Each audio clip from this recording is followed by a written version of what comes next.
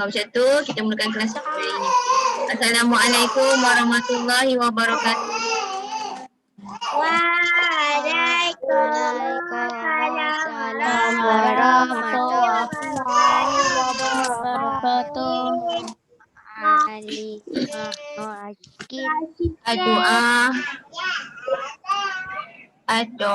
Doa sebelum belajar.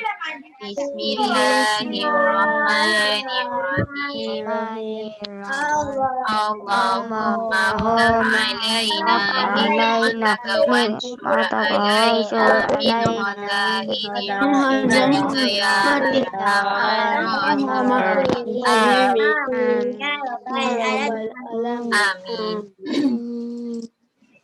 Amin. Hari ni apa dia? Nak pergi tandas. Gini. Hari ni kita akan sambung tajuk yang sama iaitu kemahiran saintifik. Hari itu kita dah belajar mengenai memerhati, mengenai apa lagi? Kejap.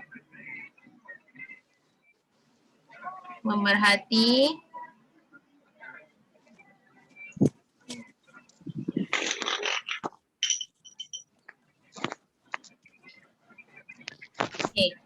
kemahiran proses sains dari segi memerhati, berkomunikasi, mengelas, mengukur dan bukan nombor, meramal dan membuat inference. Lepas tu kita dah belajar mengenai perhubungan, menggunakan perhubungan ruang dan masa. Macam apa, semakin lama kita mengenai eksperimen aiskrim tu kan. Semakin lama aiskrim semakin cair. Lepas tu kita dah belajar mengenai mentafsir data. Mentafsir data ni kita buat jadual atau kita buat carta palang, kita buat carta pai ataupun buat carta pengelasan. Lepas tu kita dah tafsirkan dia. Tafsirkan macam mana, kita terangkan apa yang kita dah buat. Lepas tu kita dah belajar mengenai mendefinisi secara operasi. Lepas tu kita dah belajar mengenai pemboleh ubah, mengawal pemboleh ubah. Pemboleh ubah ada berapa semua? Pemboleh ubah ada berapa, ingat tak? Ya, Mualimah buku test sekali ke? Kena? Tak ya, ni Mualimah tanya je dulu. Pemboleh ubah ada berapa? Apa dia Mualimah? 4. Pemboleh ubah ada berapa? 5. Banyaknya. Pemboleh ubah ada 3 saja. Tak, 3 sahaja. Pemboleh ubah dimanipulasi, pemboleh ubah dimalarkan dan juga pemboleh ubah bergerak balas. Itu pemboleh ubah. Lepas tu kita belajar mengenai hipotesis. Hipotesis ni mesti ada ayat semakin bertambah ataupun semakin berkurang. Itu cara nak buat hipotesis. Bila hipotesis je mesti ada perkataan semakin bertambah atau semakin berkurang. Macam tu. Bergantung kepada kita punya pemboleh ubah. Hipotesis pula macam mana nak buat kepada pemboleh ubah manipulasi dan juga pemboleh ubah bergerak balas. Bila dah tahu pemboleh ubah manipulasi dan juga bergerak balas, baru awak boleh buat hipotesis.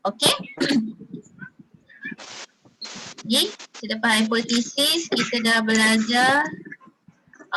Habis hipotesis kita akan belajar tajuk baru iaitu mengeksperimen. Mualimah nak tunjuk satu video, semua tutup mic. Ya. Cepat tutup mic. Video ni menerangkan apa itu mengeksperimen. Dengar dengan jelas. Gigi Gaming ni Haris ke?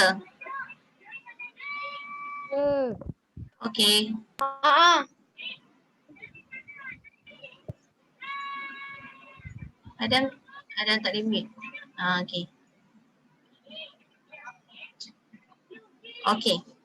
Video ni mengenai mengeksperimen. Macam mana kita nak buat eksperimen. Ada cara-cara dia. Okey.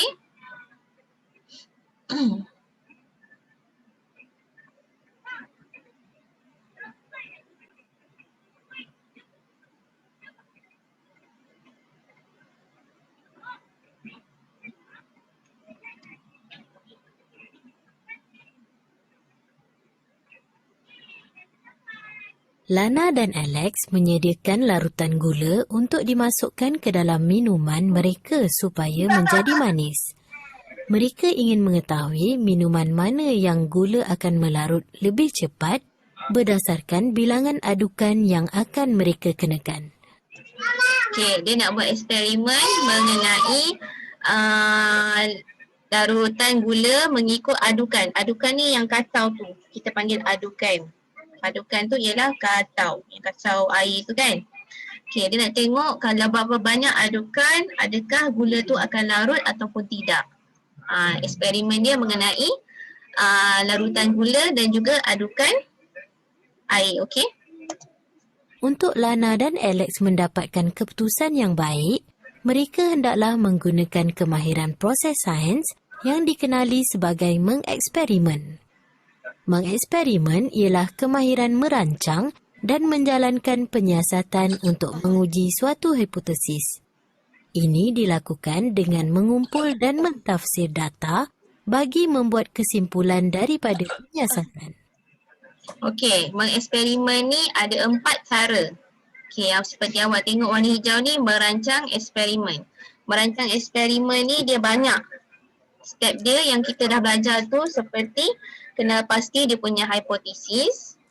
Lepas tu bila dah tahu hipotesis baru kita tahu dia punya boleh ubah, bergerak balas, dimanipulasi dan juga dimalarkan.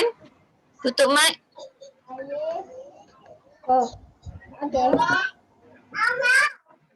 Okey.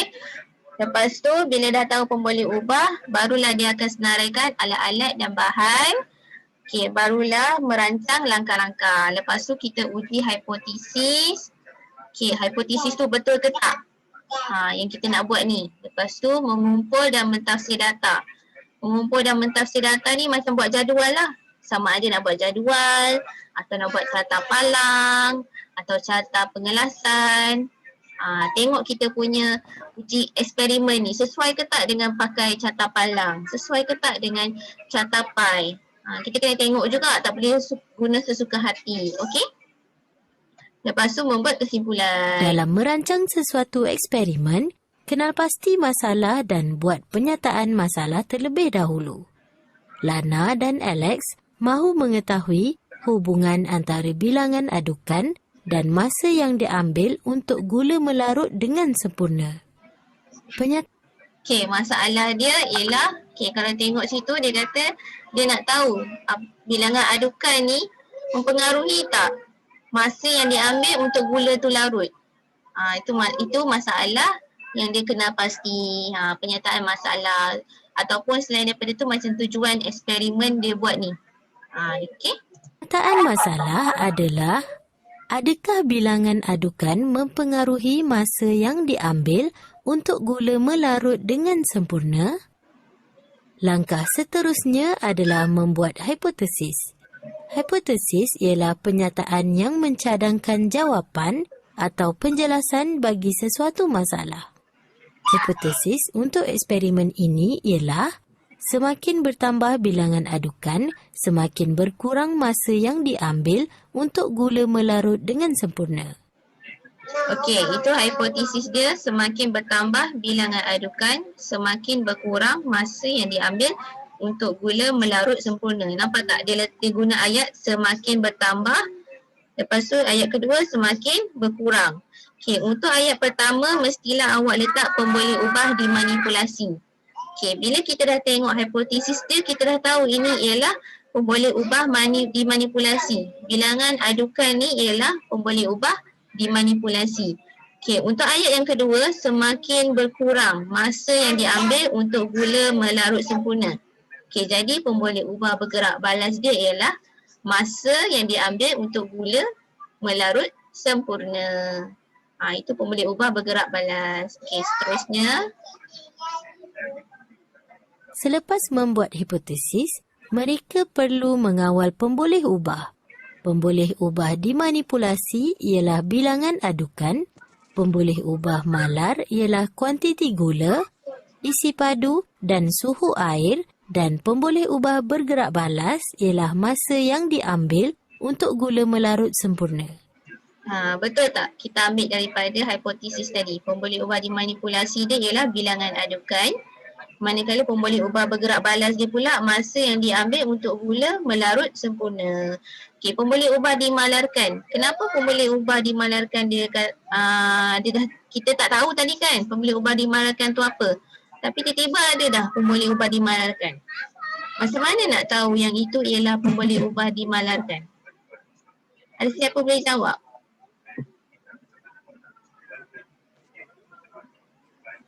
Tak tahu. Okey, pemboleh ubah dimalarkan ni pemboleh ubah yang kekal. Dia tak ubah pun.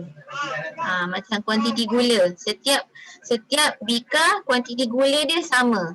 Kalau kita tengok nanti dia letak satu sudu sahaja. Setiap bika dia letak satu sudu gula sahaja. Lepas tu isi padu air tadi kalau 10 ml semua 10 ml. Suhu air kalau air tu air panas semua air panas. Setiap bahan tu semuanya sama. Dia tak berubah. Itu nama dia pemboleh ubah dimalarkan. Okey? Selepas mengawal pemboleh ubah, buat senarai alat dan bahan yang diperlukan untuk eksperimen.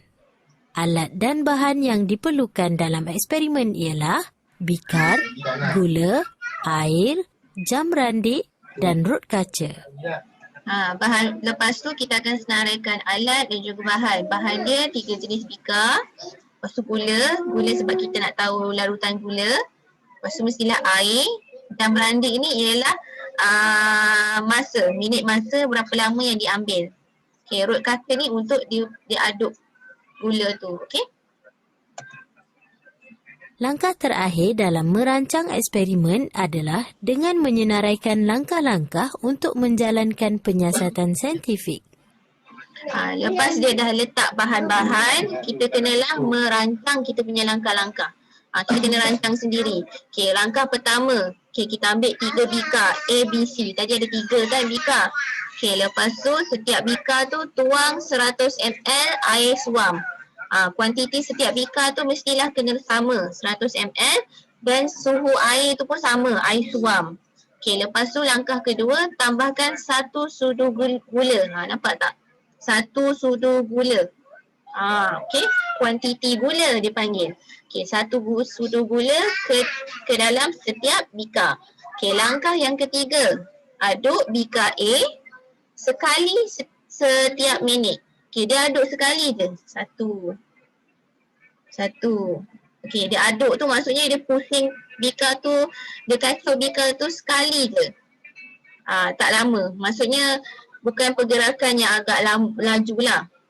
Okey, aduk bika ketiga aduk bika B 3 kali setiap minit. Okey, dia aduk 1, 2, 3.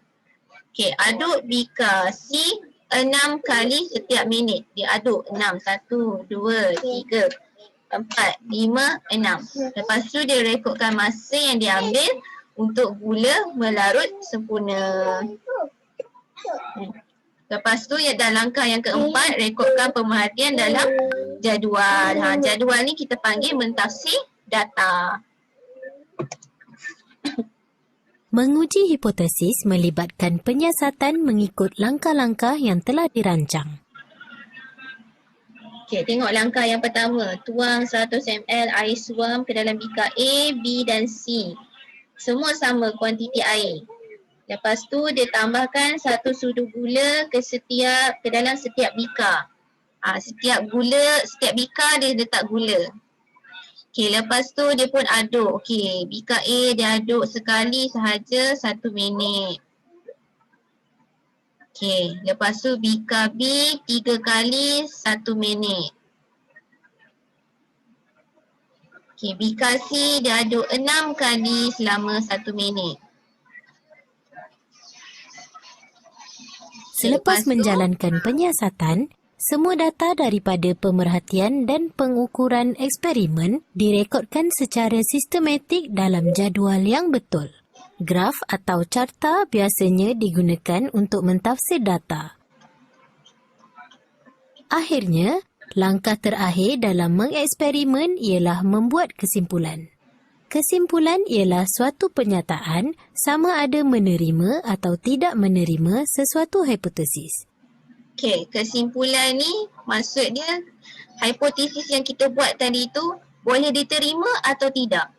Okey, hipotesis tadi dia kata semakin bertambah bilangan adukan, semakin berkurang masa yang diambil untuk gula melarut sempurna. Maknanya dia kata bila adukan tu bertambah, okey, dia dah semakin lama semakin bertambah jadi 6 kali. Jadi semakin kuranglah masa dia nak ambil untuk gula tu larut. Jadi hipotesis tu diterima dan diterima. Maknanya hipotesis yang kita buat tu betul.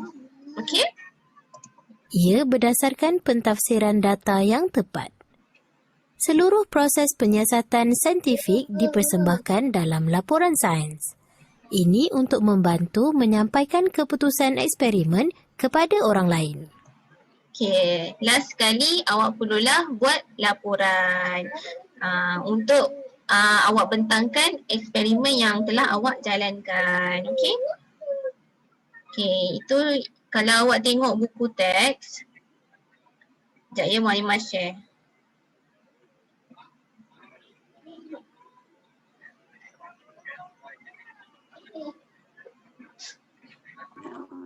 Okay, kalau siapa ada buku teks, buka muka surat 9. Muka surat 19.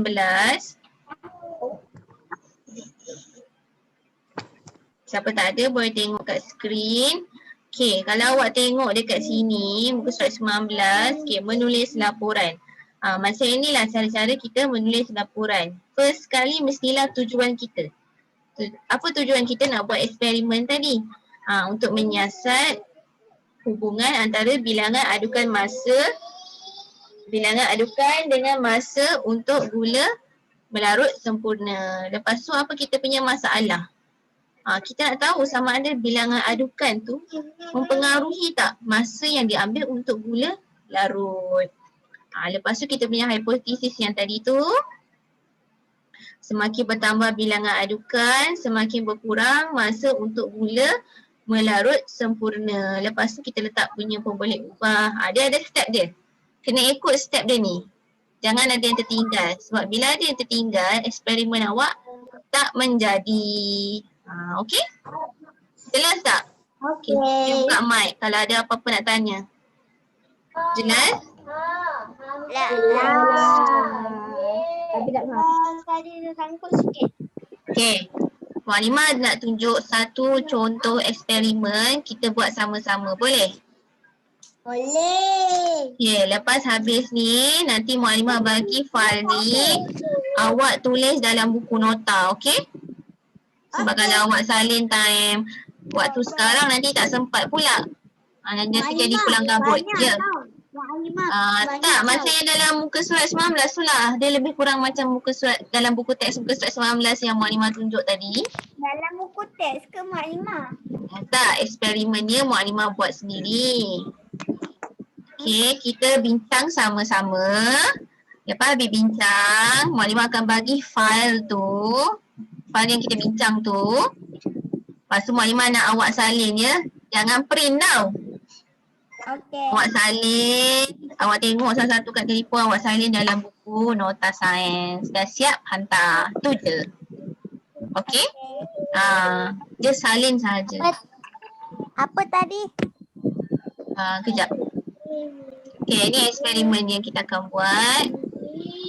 Okey, hari ni jangan lupa lah tulis hari, tarikh. Tak payah tulis dulu. Tengok je. Nanti dah habis, nanti Mak Halimah bagi file ni. Ni gambar ni nanti Mak Halimah bagi dalam grup. Awak salin dalam buku, okey? Okey. Jelas? Jelas. Okey. Okey, hari ni hari Selasa 9 Bulan 2 2021. Okey, tajuk yang kita akan buat ialah Ulang balik apa tadi? Okay, nanti dah siap isi. Ni ada kotak kosong bawah ni. Ni kotak ni kan kosong. Okay, nanti kita bincang sama-sama.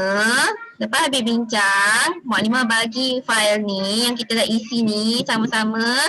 Awak salin balik dalam buku nota sains. Okay? Itu saja. Siapa yang tak ada buku nota sains tu? Sekarang ke? Bukan. Tak. Kita bintang dulu Abdul Aziz. Kita bintang dulu. Habis kelas nanti baru salin. Boleh salin esok. Boleh salin di lusa ke. Okay? Kita bintang dulu sama-sama. Okay. Kita nak buat eksperimen mengenai isi padu guli. Okay. Kat sini ada 3 bika. Bika A, bika B dan juga bika C. Dia dah tunjuk dah. Bika A ni macam mana, B macam mana, C macam mana. Okay, kita tengok bika A. Bika A isi padu awal dia ialah 20 ml. Okay, bika B selepas dia letak 2 biji guli, dia jadi 25 ml. Untuk bika C, bila dia tambah 4 biji, dia jadi 28 ml. Okay? Okay, laporan eksperimen. Okay, tujuan kita untuk buat eksperimen ni adalah untuk tahu apa? Apa tujuan kita buat eksperimen ni? Ni, isi padu guli ni. Untuk tahu? Untuk menguji kaji. Menguji kaji apa? Kita tengah uji kaji apa ni? Untuk menguji si padu guli. Untuk menguji isi padu guli. Okey. Ayat yang betul dia. Jangan conteng ya. Okey, tujuan dia ialah untuk menyiasat hubungan antara bilangan guli. Nampak tak? Ada tadi ada bika B ada 2 guli, bika C ada 4 guli. Jadi itu ialah bilangan guli. Bilangan guli dan isi padu air. Tulis ke Mukadimah? Tak payah tulis. Nanti habis kelas baru awak salin. Kita bincang je dulu. Tujuan dia kita nak tahu. Okey, berapa banyak kalau bilangan guli ni bertambah, berapa banyak isi padu air? Kalau awak tengok sini isi padu dia bertambah.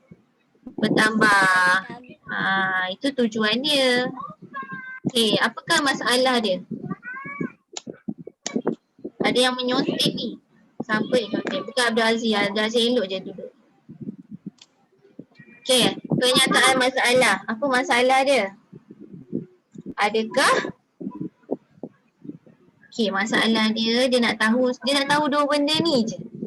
Bilangan guli dengan isi padu air. Jadi, adakah bilangan guli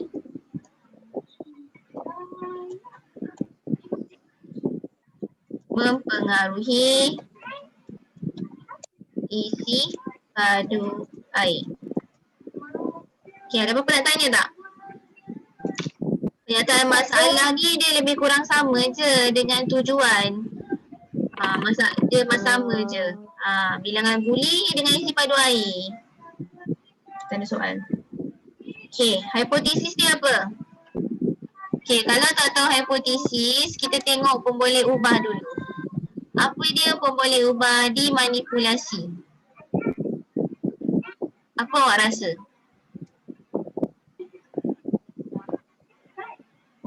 Apa yang berubah? Apa yang berubah dalam eksperimen ni? Adakah isi padu air? Siapa senyap? Jawab lah. Buka mic, boleh buka mic nak cakap. Tak tahu. Adakah isi padu air ialah pemboleh ubah dimanipulasi? Betul ke tak? Tak. Kenapa tak? Salin nanti.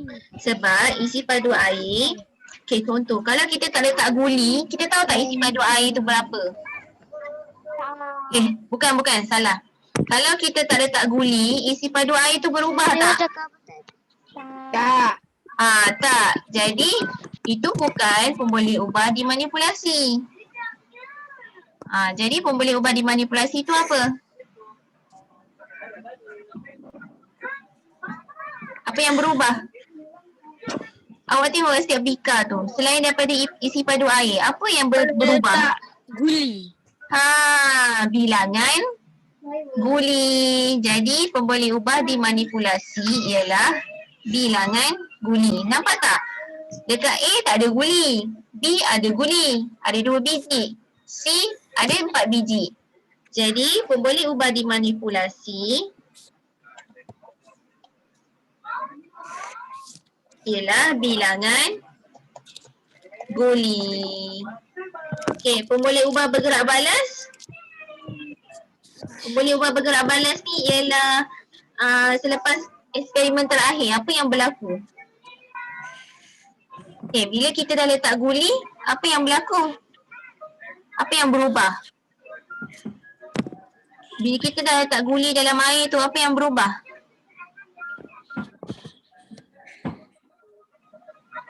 Awak tengok sini, apa yang berubah? Menambahkan air. Atau kata lain dia ialah isi padu air. Nampak tak? Dari asal 20, dia bertambah. Jadi pemboleh ubah bergerak balas dia ialah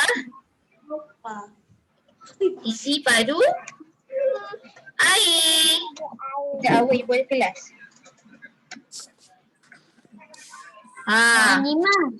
Nanti kena tulis yang semua ni ke? Nanti tulis dalam buku nota ya. Okey, pemboleh ubah dimalarkan apa? Okey, eksperimen. Okey, memula eksperimen dia ada bika 3. Okey, kita letak dulu alat dan bahan. Okey, kita letak. Sebelum tu buat pemboleh ubah, kita kena buat alat dan bahan dia. Okey, apa alat dan bahan yang ada dalam eksperimen ni? Cuba bagi Tuan Marima, apa yang ada dekat dalam gambar ni?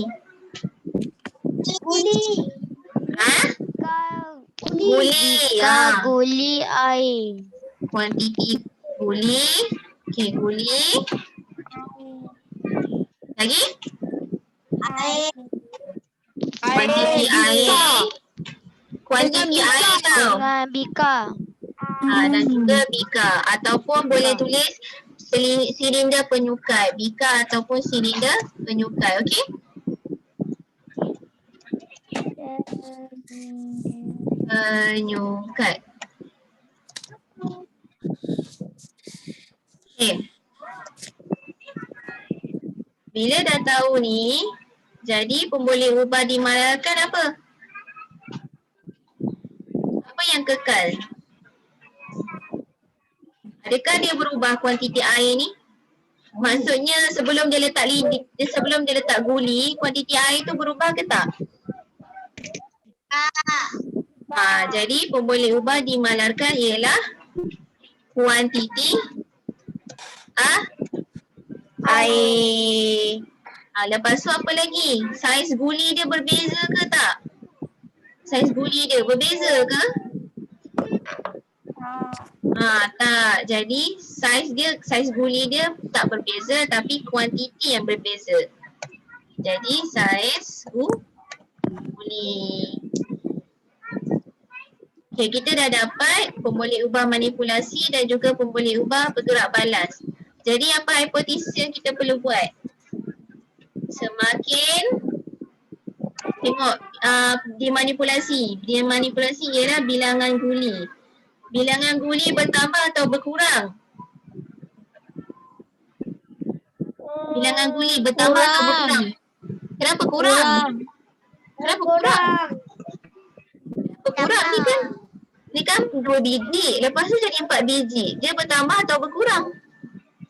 Menambah. Jadi Macam mana nak buat ayat dia? Bodoh. Kita tambah. Semakin bertambah bilangan guli. Okay, kita tengok bergerak balas dia apa? Isi padu Isi Air. padu air. Isi padu air dia bertambah ke berkurang? Okay, isi padu air bertambah atau berkurang? Bertambah. Ah. Jadi semakin bertambah bilangan guli, semakin bertambah isi padu air. Bodoh. Oh, ada. Faham tak? Dia benda yang sama je Mak. Bilangan guli, isi padu air. Bilangan guli, isi padu air. Benda yang sama je. Okay, langkah-langkah ni nanti Maklimah bagi tahu Okay, langkah-langkahnya kita sebut je dulu sebab takut tak cukup masa.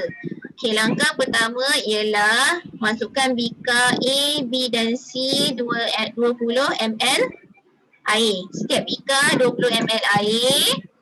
Okay, bika A tak perlu letak guli. Bika B letak 2 biji guli. Bika C letak 4 biji guli. Itu langkah dia. Lepas tu rekodkan dalam jadual. Okay, untuk data. Untuk data ni kita akan buat jadual. Jadual yang macam mana? Jadual yang macam ni.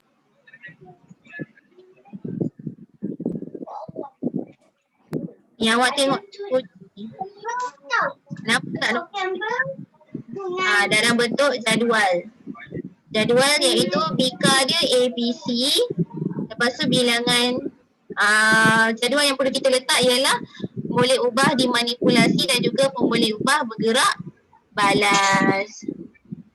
Lepas tu kita tafsir kita punya data dan kesimpulan kita tadi. Betul ke tak dengan kita punya hipotesis? Okay, hipotesis kita tadi semakin bertambah bilangan guli, semakin bertambah isi padu air. Betul ke tak hipotesis kita ni? Semakin bertambah bilangan guli, semakin bertambah isi padu air. Betul ke tak? Boleh diterima ataupun tidak? Boleh diterima ataupun tidak? Boleh diterima. Sebab apa? Bila bilangan guli bertambah, isi padu air pun makin bertambah. Jelas tak? Jelas. Faham tak? Faham. Ada apa-apa nak tanya tak? Ada. Apa ni? Lepas ni, kalau Maklimah bagi satu eksperimen, awak cuba buat sendiri, boleh? Tak tahulah. Boleh tapi tak ada bahan. Bahan tu tak payahlah buat. Maklimah akan suruh buat bahan yang mudah je. Maklimah tak suruh buat, Maklimah tak akan suruh buat bahan yang susah-susah. Nanti bahan tu kita buat darjah 6. Tak, Bahan tu buat darjah 6. tak. Adalah nanti Maklimah akan bagi tahu. Tapi minggu depan lah. Bukan minggu ni. Sebab nanti banyak pula kerja awak nak kena buat, okey? Okey. Okey. Nanti insyaAllah hari Sabtu dan Ahad, Maklimah akan suruh awak buat eksperimen. Okey, lepas tu nanti kelas seterusnya awak kena bentangkan. Saya nak tanya benda sikit. Cepat-cepat dalam 1 minit lagi. Cepat, apa dia? Tak ada bahan macam mana? Saya nak tanya. Bila darjah 5 ada sejarah ke? Masuk sejarah ke? Tak ada. Nanti saya cakap dulu. Tak tahu, Maklimah tak tahu. Awak dah campat, ingat dah campat dulu. Bahan tu tak susah, nanti Maklimah akan fikirkan eksperimen nak buat apa, okey? Okey, itu saja untuk hari ni. Nanti Maklimah nanti Maklimah hantar file ni, jangan lupa salin, okey? Okey. Okey, itu saja. Assalamualaikum warahmatullahi wabarakatuh.